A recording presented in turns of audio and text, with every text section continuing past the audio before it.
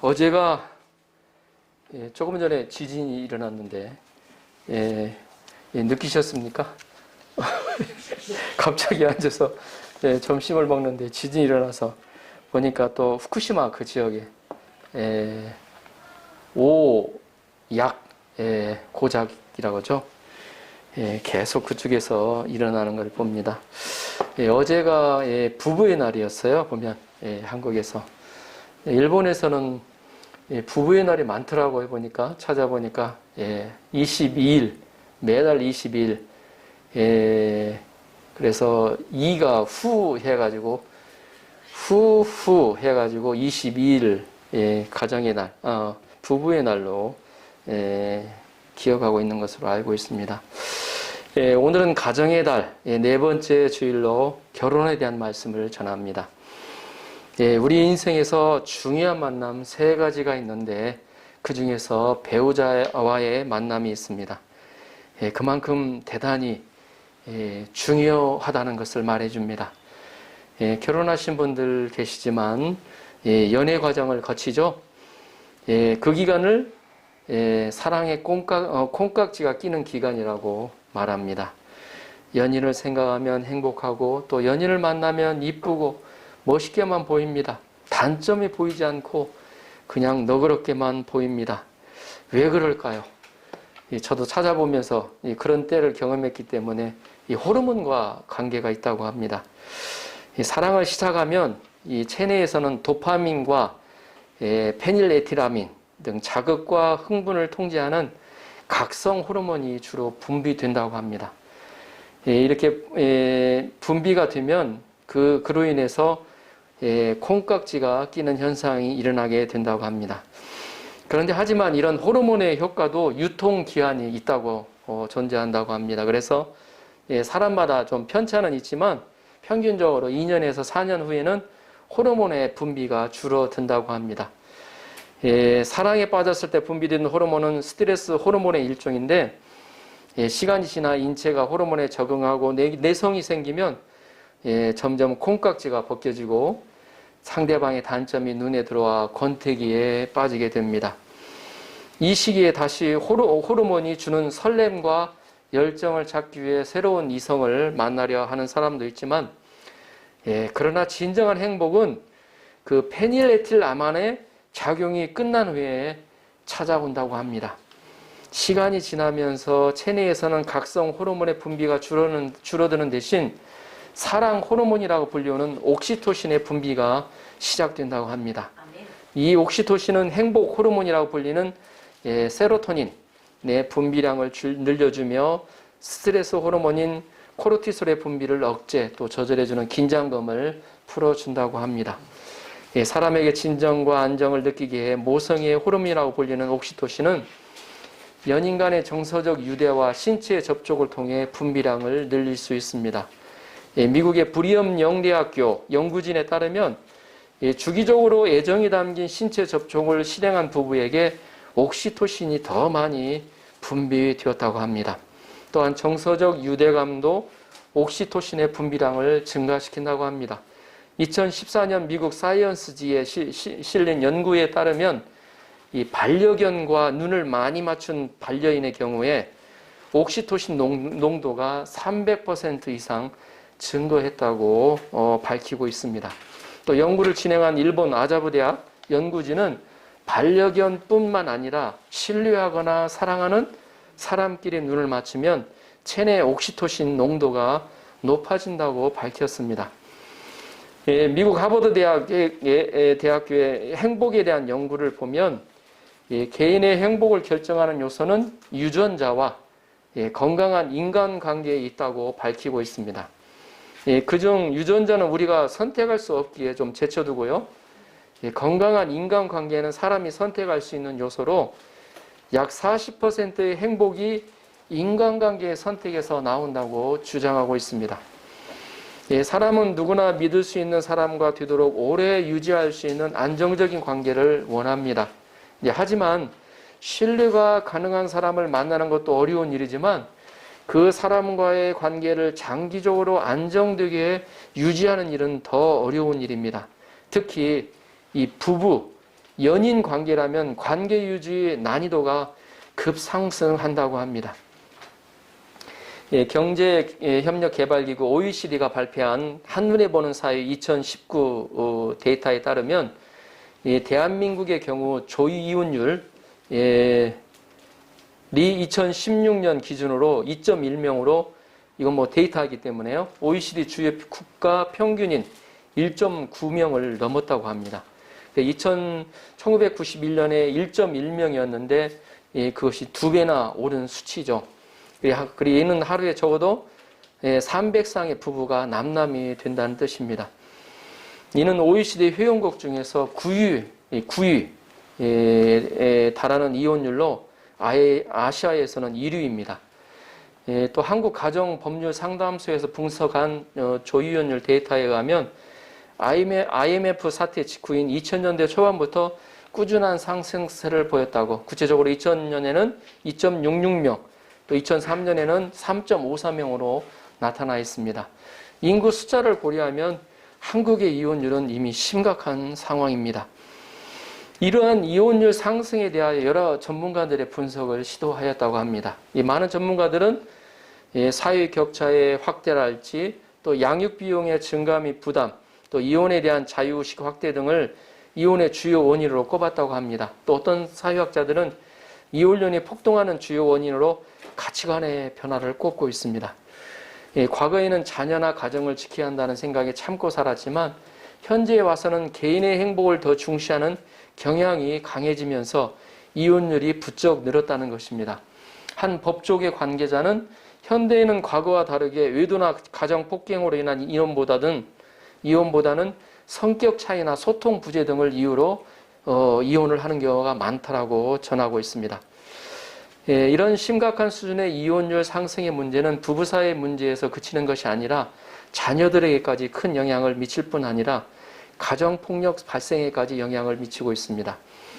실제로 지난 2020년 경찰청이 한 달간 송치한 가정폭력 사건 3,195건을 취합하여 가정폭력 피해 수준에 영향을 미치는 원인을 조사했는데 그 결과 심각한 수준의 가정폭력은 이혼 혹은 별거 요구 및 바람, 의도, 의심이 그 주된 원인으로 나타났다고 합니다. 이는 가정폭력 원인 전체의 42%에 해당하는 수치로 파악이 되었습니다. 이렇다 보니 부부관계가 해소되는 과정에서 당사자가 고통스러울 뿐만 아니라 자녀 양육 문제, 또 가정폭력까지 이어지는 심각한 사회 문제가 되고 있는 것이 현실입니다. 서론이 좀 길어졌는데요. 오늘은 우리가 창세기 말씀을 통하여 최초의 결혼을 만드신 하나님에 대해서 살펴보고자 합니다. 이 시간 말씀을 통하여 결혼의 의미를 새기는 귀한 시간이 되시도록 축원합니다. 18절을 보십시오. 18절 같이 한번 읽어보겠습니다. 시작. 여호와 하나님이 가라사대 사람이 독처하는 것이 좋지 못하니 내가 그를 위하여 돕는 배필을 지으리라 하시니라. 하나님은 천지 만물을 창조하신 후에 창조하신 모든 것을 보시고 심히 기뻐하셨습니다. 매우 흡족해 하셨어요. 그런데 한 가지 좋지 못하다고 생각하신 것이 있었는데 그것은 무엇입니까? 오늘 말씀을 볼 때 아담이 독처하는 것이 좋지 못하니 아담이 독처하는 것, 바로 혼자 사는 것이 좋지 않다고 보셨습니다. 그래서 하나님은 그 문제를 해결해 주시기를 원하셨습니다. 그리고 구체적으로 계획하신 것이 무엇입니까? 내가 그를 위하여 돕는 배필을 지으리라. 그에게 배필, 아내를 지어주고자 계획하신 것입니다. 그것도 그를 잘 돕는 아내를 만들어 주고자 하셨습니다. 19절, 20절을 보십시오.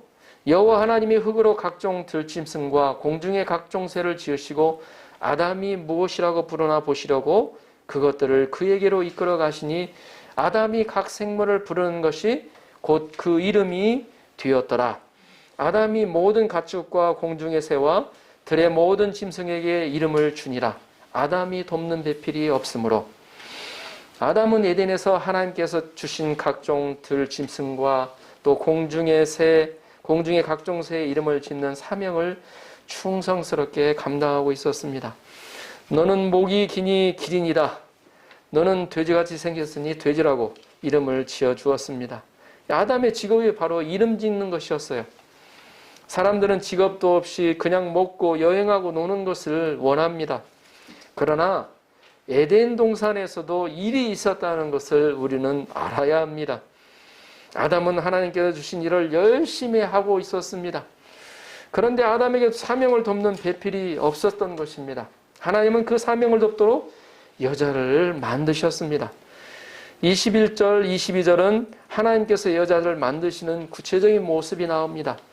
21절, 22절을 보십시오. 함께 읽어볼까요? 21절, 22절 시작. 여호와 하나님이 아담을 깊이 잠들게 하시니 잠들매 그가 그 갈빗대 하나를 취하고 살로 대신 채우시고 여호와 하나님이 아담에게서 취하신 그 갈빗대로 여자를 만드시고 그를 아담에게로 이끌어 오시니 아멘. 여호와 하나님이 먼저 아담을 깊이 잠들게 하셨습니다. 그리고 나서 아담에게서 갈빗대 하나를 취하시고 대신 어때요? 살로 대신 채우셨습니다. 하나님께서는 아담의 갈빗대 하나를 취하여 여자를 만드셨습니다. 하나님은 아담에게서 취하신 갈빗대로 여자를 만드시고 그를 아담에게로 이끌어 오셔서 아내로 삼도록 하셨습니다. 우리는 이 말씀을 통하여 중요한 두 가지를 배울 수 있습니다. 첫째는 결혼의 주관자는 하나님이시다는 것입니다. 결혼을 주관하신 분은 하나님이십니다. 결혼의 필요를 느끼시고 계획하신 분도 하나님이시오. 구체적으로 배우자인 아내를 만들어 주신 분도 하나님이십니다. 많은 사람들이 자신의 배우자를 자신이 선택했기에 하나님과 전혀 무관하다고 생각을 합니다. 그래서 문제가 생기면 나의 선택의 잘못을 탓하고 자기 운이 없다고 생각해 버립니다. 그러나 그렇지가 않다는 것입니다. 오늘 말씀을 볼 때 결혼의 주관자는 주체는 하나님이시다는 것을 우리에게 깨우쳐주고 있습니다. 결혼의 필요에서 계획까지 실제 아내를 만드시는 것까지 하나님이 주체가 되어서 행하시고 있다는 것입니다. 우리가 나의 결혼의 주체가 하나님이시다고 생각할 때 나의 결혼에 대한 생각이 어떻게 달라질까요? 마태복음 19장 6절 우리 같이 가서 찾아볼까요? 마태복음 성경책 좀 가져다 드리세요. 성경책 마태복음 19장 6절 우리 같이 찾아볼까요?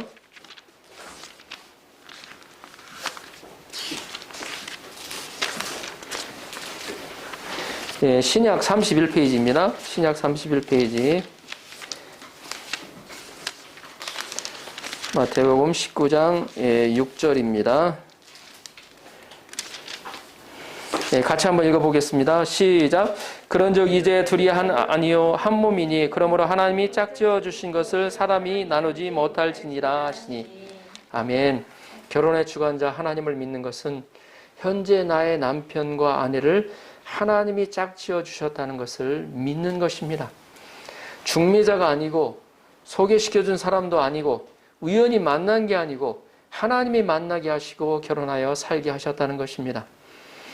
서론에서도 언급했듯이 이혼의 원인을 전에는 외도와 바람이 많았지만 2000년이 넘어서 최근에는 가치관의 차이가 크다고 하였습니다. 그러나 하나님이 짝지어 주셨다고 믿을 때 가치관의 차이, 성격의 차이, 마음에 들지 않는 것이 있어도 그 안에서 해결하려고 할 것입니다. 이혼까지는 생각하지 않을 것입니다. 그런데 우연히 만났다고 생각하면 이혼하고 또 다른 데서 찾으려고 할 것입니다. 그러면 이 사회가 어떻게 되겠습니까? 가정이 파괴되고 본인들은 물론이고 수많은 아이들이 상처와 아픔을 받게 될 것입니다. 이미 결혼한 사람들, 기혼자들은 하나님이 짝지어 주셨다는 믿음을 가져야 할 것입니다. 아직 결혼하지 않은 미혼자들은 하나님이 짝지어 주실 것을 믿음으로 기도해야 할 것입니다. 고등학생들이나 대학생들, 조금 빠르면 중학생부터 나의 결혼할 짝은 어디에 있는지 궁금해합니다. 저도 그랬던 기억이 있습니다. 그러나 오늘 말씀에 기초해서 볼 때 하나님이 만드시고 아담에게로 이끌어 오셨습니다. 우리는 이를 믿고 나에게 가장 적합한 배우자를 인도해 주시도록 믿음으로 기도해야 합니다.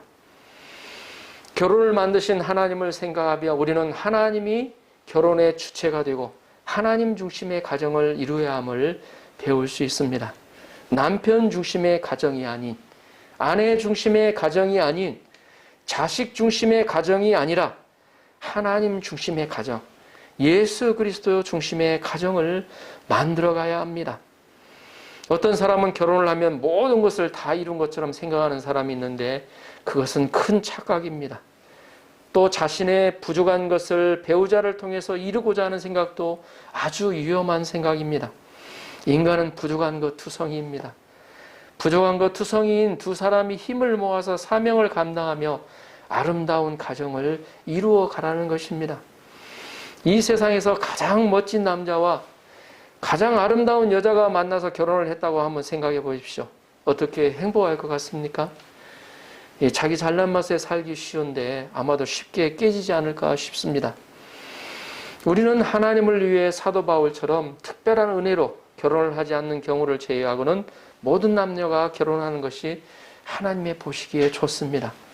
사도 바울은 에베소서 5장 31절 32절에서 다음과 같이 기록하고 있습니다.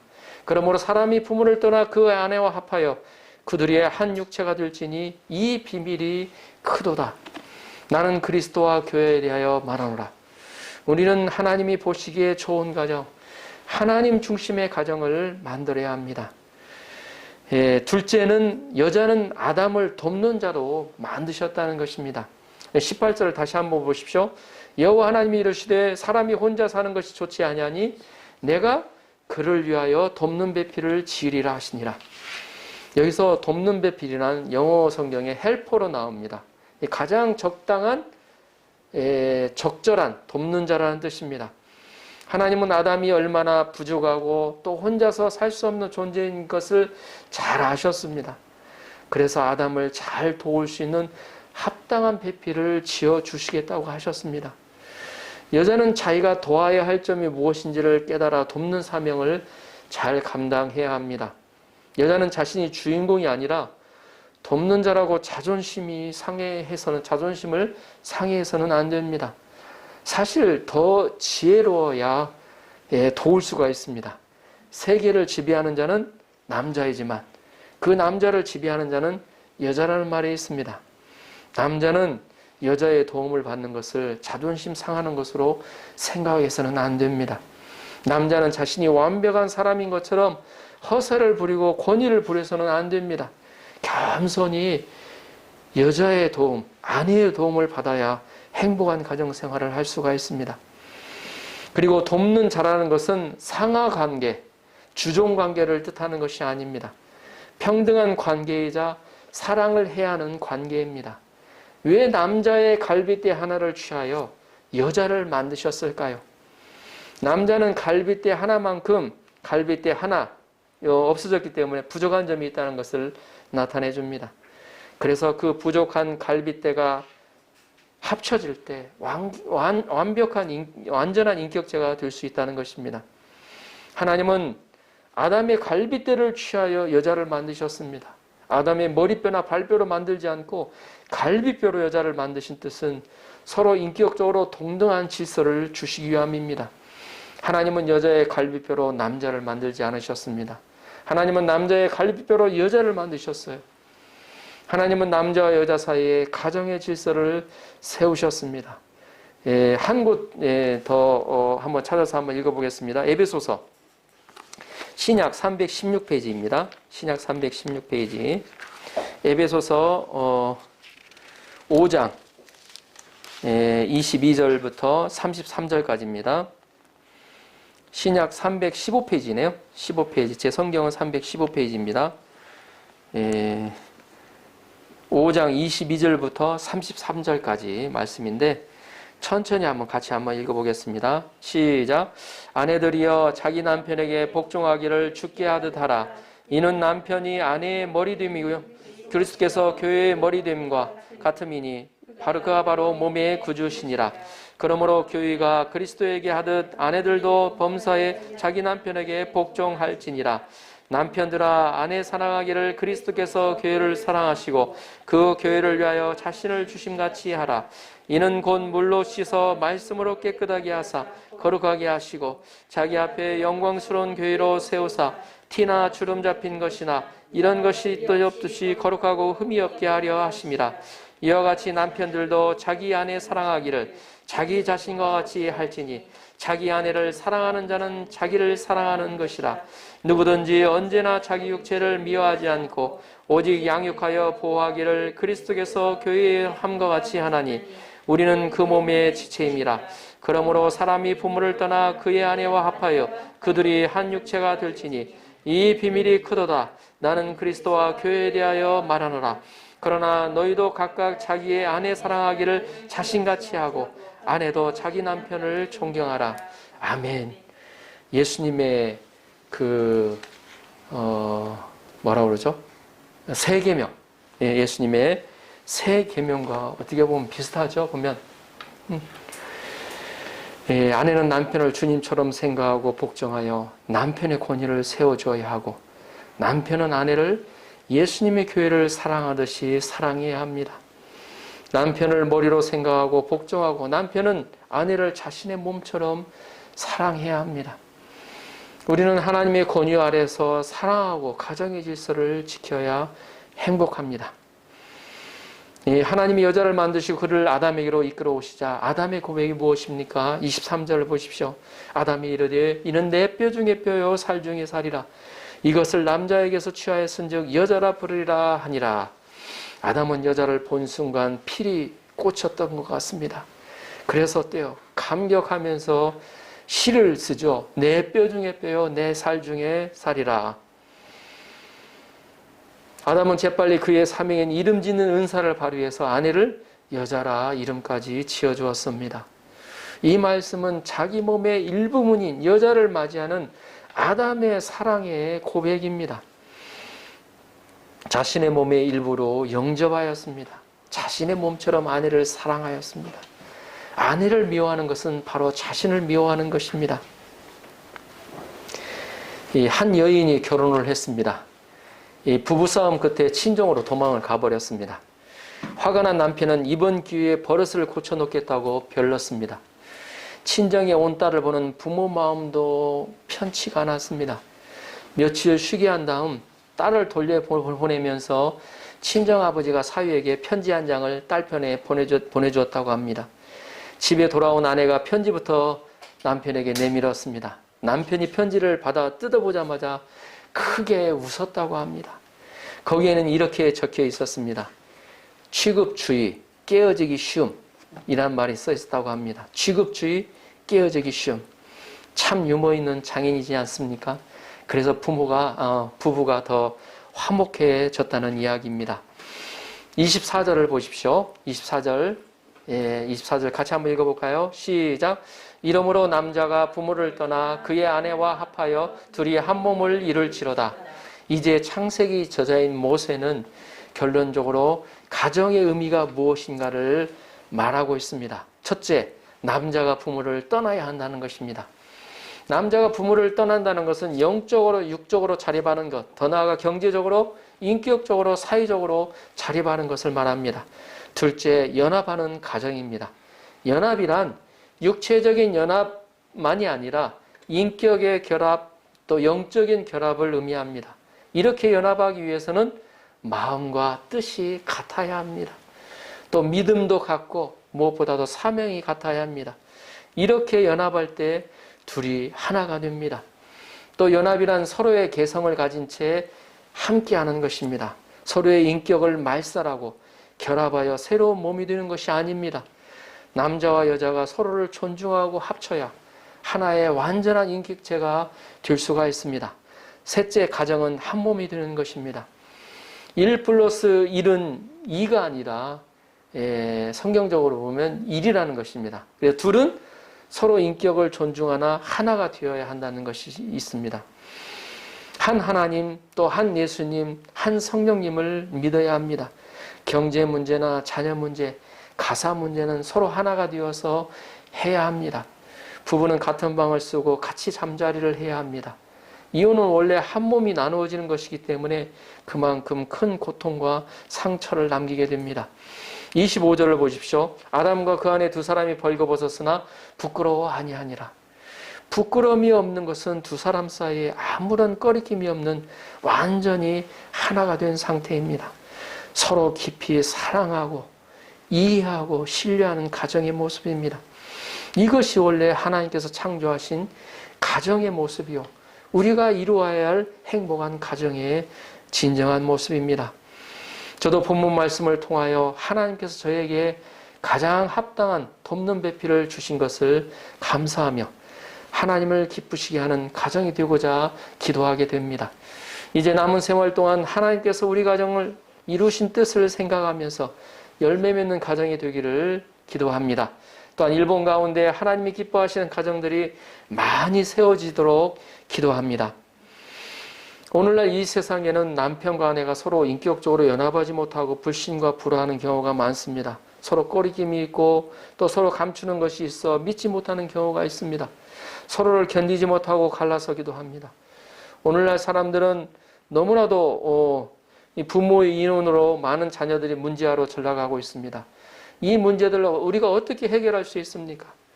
모두가 하나님께서 원래 창조하신 가정의 모습으로 돌아가야 한다는 것입니다. 결혼은 하나님이 주관자라는 것을 인정하는 것입니다. 자기가 좋아서 했든 선을 보아서 했든 하나님이 주관하셔서 내 배필로 삼아 주셨다는 것을 인정해야 합니다. 결혼의 이상적인 배우자를 생각하며 현재의 배우자를 보게 되면 항상 부족한 것 같은 생각에 실망하게 됩니다.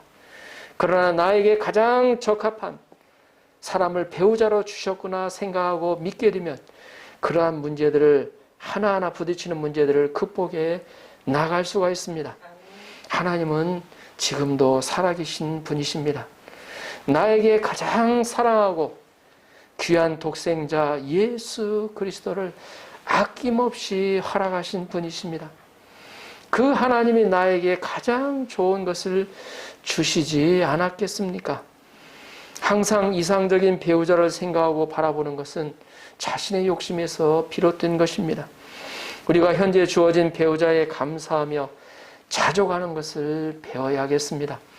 현재 주신 배우자로 인해 주님께 감사와 영광을 올려드리는 여러분 한 분 한 분이 되시도록 주님의 이름으로 축원합니다.